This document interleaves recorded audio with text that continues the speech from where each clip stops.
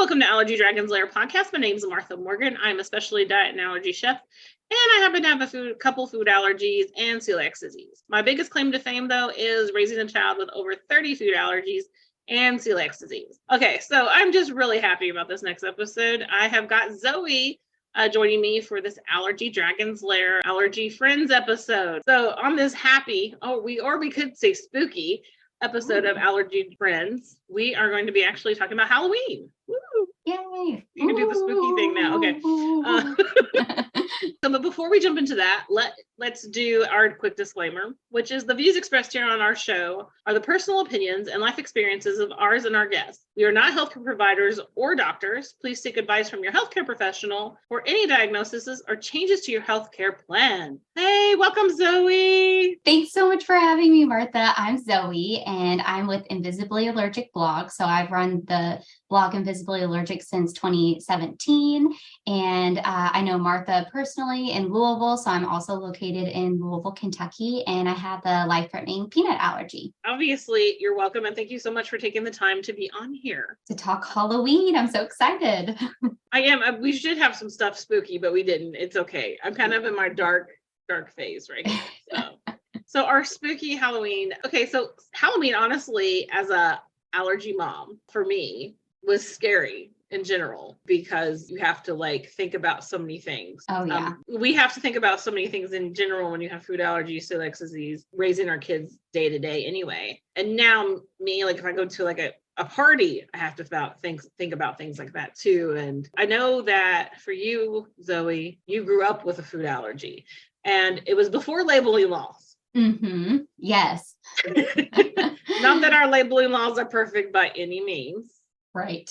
But you didn't have Google. Right. Yeah, it was in the 90s. Yeah, growing up and celebrating Halloween, I will say, so my food allergy, my peanut allergy, I consider it, I know I've said this on previous episodes, but I consider it airborne and cross contact. That actually started in my early 20s. So I was very, life-threatening allergic to peanuts, of course, since a young age when I was born, and diagnosed really young. But yeah, we didn't have words like may contain or cross contact or anything like that. So it just was not even something that we knew. And so I would go trick-or-treating as a kid, and I would be around peanut products at school, at preschool. People would keep them further away from me, but it wasn't the same level that I expect and ask for in terms of accommodations now. And so I remember filling up a pillowcase in my neighborhood with my friends, and then actually getting kind of excited, being they want all of my peanut candy, and they're willing to give me 3 pieces of non-peanut stuff for my 1 piece of peanut stuff. So I always felt like I got out really good in this situation. I did have more frequent reactions, a lot of days and nights of Benadryl. I mean, this was pre-EpiPens. So it was tough. I had a lot more allergic reactions at the same time. And then I would say getting into high school is when I started realizing I need to ask people to not eat peanuts around me. And I'm going to ask my classroom to not have peanut candy, or I'll have to miss school because it's not worth me having an allergic reaction. Yeah, that's crazy to think about, because I previously have said that your mother was the OG, who I have not met in person yet. As of this recording, I have not met her mother in person, yeah. But I have called her an OG because I call myself an OG allergy mom because I started it before Google. But your mom truly is more of the OG. It moggles and it boggles my mind having to navigate this before labeling laws. I remember because I started it right there, my journey started in 2002, so 2004, 2005. So I remember the stress I had the first time I went to the grocery store, and then the continued stress over the years with food labeling. I could not imagine it. And I think you had a lot more reactions because of the fact of labeling, and also not knowing, there's a lot of stuff people didn't know. Nobody thought about the fact that you shouldn't have the peanut containing, packages in with the other non-peanut. Exactly. That was a huge thing that I remember once I was old enough and aware enough, I'm this smells like peanuts. And even though it's not anything containing it purposefully, it was in a mixed bag of candy and it reeks of peanut butter to me. And I would start being like, you know what, if it has that smell, I'm not going to risk eating it because it's, all packaged together, and it just makes sense that particles and all that stuff, it gets contaminated. I don't eat chocolate. Like, I don't eat candy that has been packaged together with chocolate candy. Like, people will be like, oh, you can just pick it out. And I'm like, no, I'm not doing that. No, I don't do that either with peanuts now. Absolutely. No. Yeah. Can you smell it? Can you smell like if there's chocolate? Yeah. Okay. I can't do it. Yeah. I can smell the chocolate, like even like Starburst, like so people will put like Starburst or things like that. And like Hershey Kisses, like especially those, that kind of thing. I will smell the chocolate on the item before I eat it. And like Starburst are like my favorite.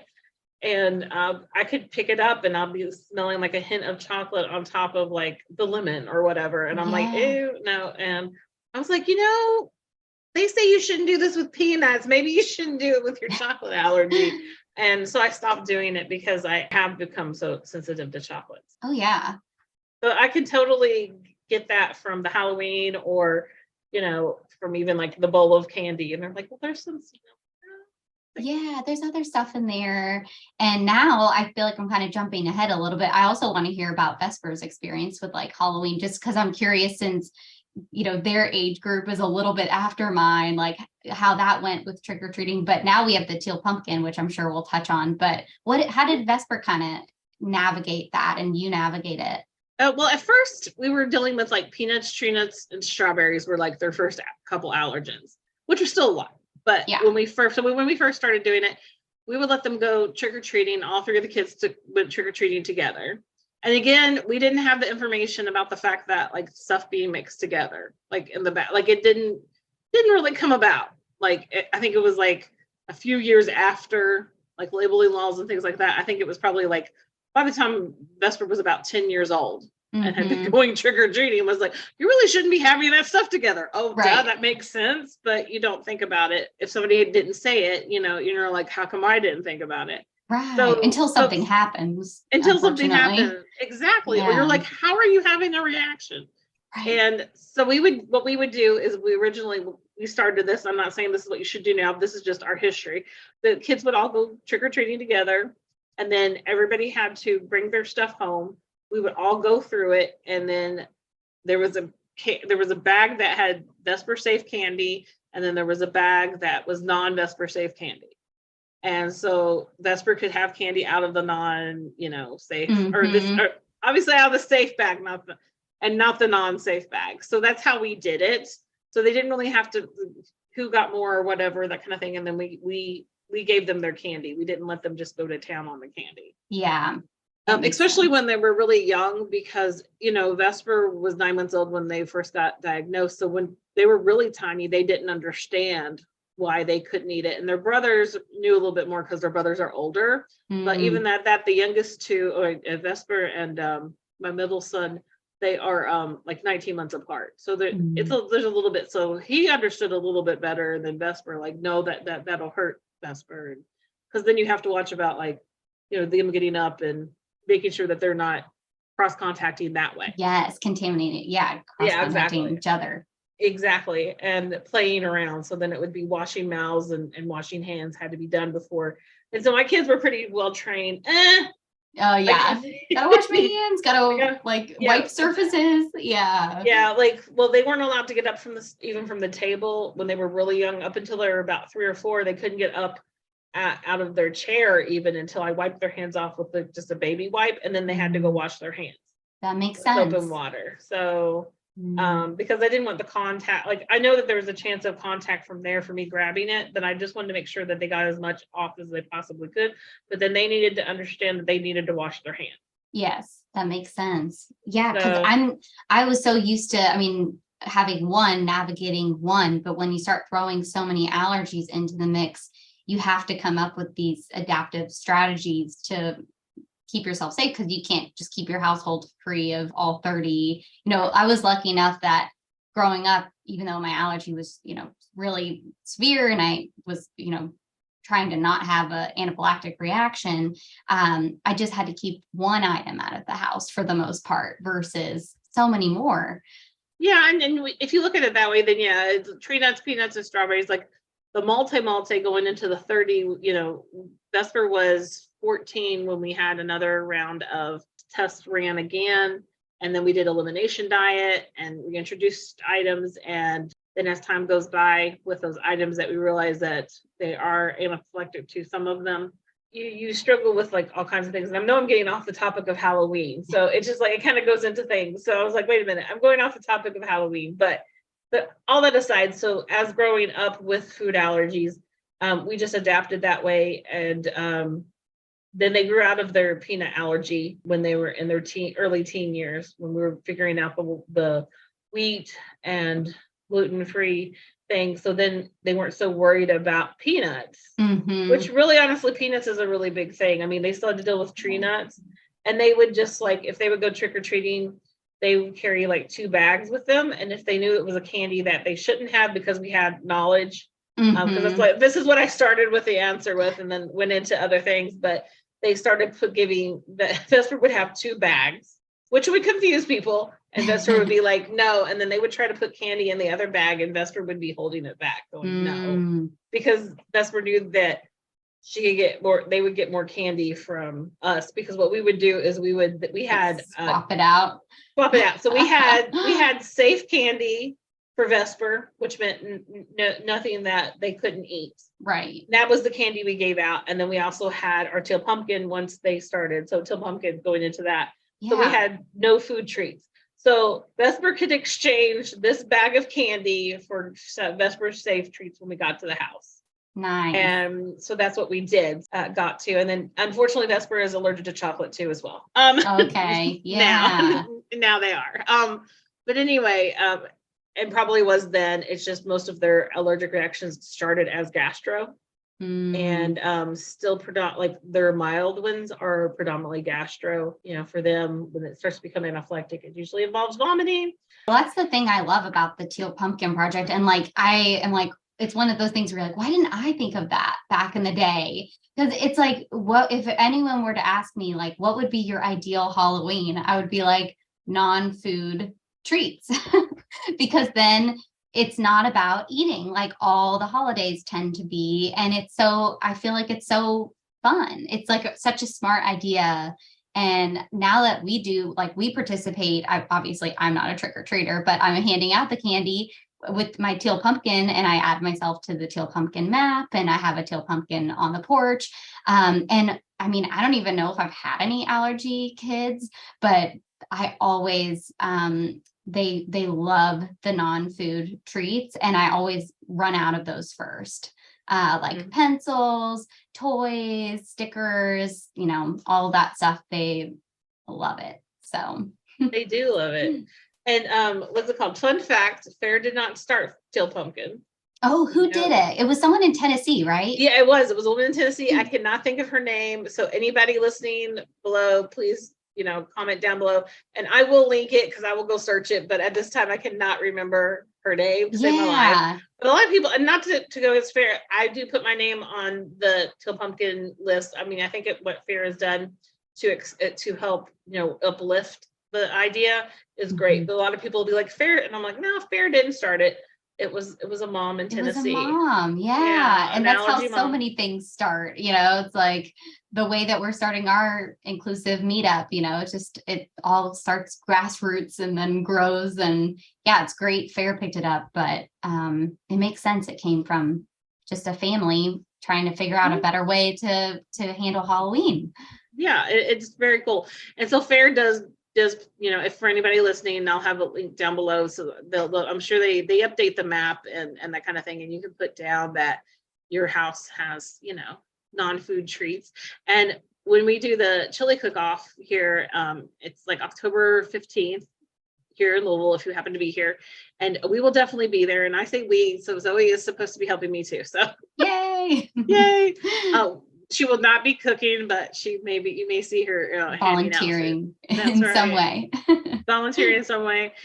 We actually have no food treats when we're there as well, because not everybody can even eat my chili. So I have like treats, especially for kids. Like sometimes they're like, I don't want chili, Chili. so yeah. And there'll be other stuff there too. But yeah, I have my little teal pumpkin. It's filled with stuff, and it's actually it's a fair teal pumpkin. I think that I got like it's like a bucket, and Mm, it's then I get like treats, the non-food treats from Fact usually puts them out, mm, and you can get those at usually was it Walmart, and mm. bag of them, and I know some of the proceeds go to help Fact. So I yeah, usually get them at like Target or Dollar Tree or just like random, around town. I'll pick them out. But that's good to know they sell packaged ones. yeah, and you'll say it'll be Fact on it. It's like the Fact Ghost. Okay. So anybody out there with food allergies or kiddos with food allergies, Fact what I'm talking about. And I'll link that down below, and hopefully they'll be doing. I would hope that they're going to do it again this year.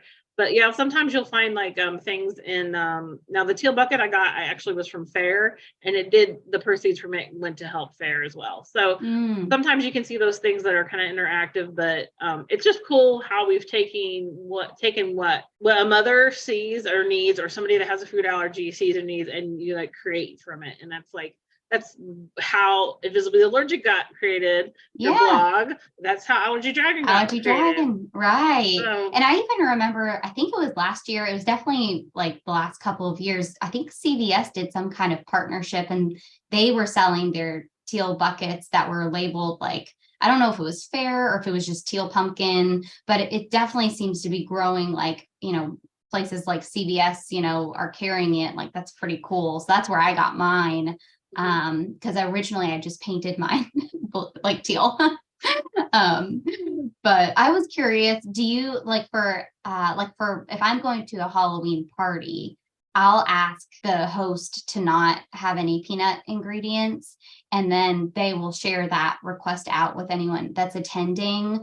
But I just wanted to throw that out there. I know some people who are more airborne and like have to be more cautious about breathing on them with their allergens. That's the way I navigate it if I'm going into like a Halloween party as an adult. so for me, a lot of my allergies are topical too. And so like if I go into someplace that if we're like dressing up or that kind of thing, I'm personally not going to be wearing makeup that I can't wear. So I just, because a lot of the cheaper makeup does have allergens or that kind of thing in it. So Yeah. you want to be super careful of that. So I usually also ask, I am not latex sensitive. I have family members that are. So if they happen to be coming with that are adults, I will ask like what kind of, party decorations they're going to be having. And Mm, then I also ask about like, can you please make sure that for me, it's gluten and chocolate. So I need to make sure that the gluten and chocolate are not together. Like, so yes. I get I'm probably your worst nightmare because I do food. That's what I do, right? So I cook food and I know how to serve food correctly. And so I even like will critique them on how it is going to be plated. I will ask, how is it going to be served? Right. I usually ask for the whole entire list, and then sometimes I offer to bring things like Yes. especially if like I feel unsafe, and it's not to throw shade on the person that's doing it because I appreciate everything that they try to put into it. Mm-hmm. But now that I will pass out if I get gluten. Exactly. It's not worth, want to have, oh gosh, am I frozen on your end? That's definitely a Halloween surprise. It's a spooky special. Spooky special. Zoe is a zombie if you want to see what it looks like. Oh my Oh gosh. my God. I don't remember what I was saying. Wait a minute, I'm like having an ab workout. We have laughed so hard. Oh my gosh, I'm sweating. I am too. I'm like red, and I'm like, it's just hilarious. I can't wait till I have to edit that Oh back. my gosh, I'm from like smiling so big, my jaw is like killing me. Mine is too. Like, oh yeah, mine does that too. Arthritis. Anyway, that was interesting though. Okay, so it's our spooky special. That was our spooky special. You're welcome. Thank you. Special effects included. Woo! Yeah. Yeah, I do similar things to you though. Like I'll bring my own stuff, or I'll be like, can I wipe the plate to my own standards before you put the crackers on it, or like anything like that, just to try to get accommodated, or I just won't eat it. And I'm like, I hope they're not. I mean, I feel like good friends won't be offended if you don't eat the stuff that they are making. They understand. I had a really cool friend one time. I mean, like that, not that all my friends are not cool. That sounded wrong. But so I had this really cool experience once, is what I should say.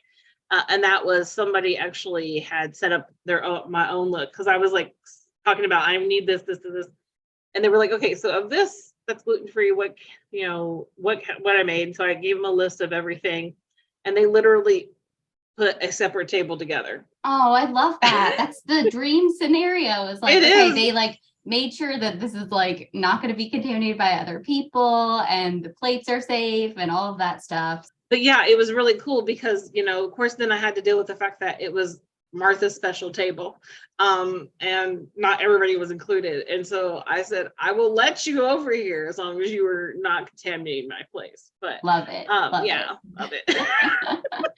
Happy medium. To me, I thought it was great, but some people would look at it as being, separated from everybody. But I liked it for safety reasons.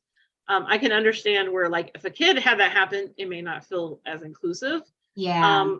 But for me, it was perfect. We're adults here, Right. so it did not hurt my feelings. In fact, it made me almost cry. So I like hugged my friend and everything. So, oh, that's so sweet. Yeah, I feel like it would do the same for me. It's such a nice gesture for someone to go out of their way to make you feel like special and included. But I do understand that too. Like, it is the difference between being a kid and misinterpreting it as being like, I'm different, I'm isolated, what's wrong?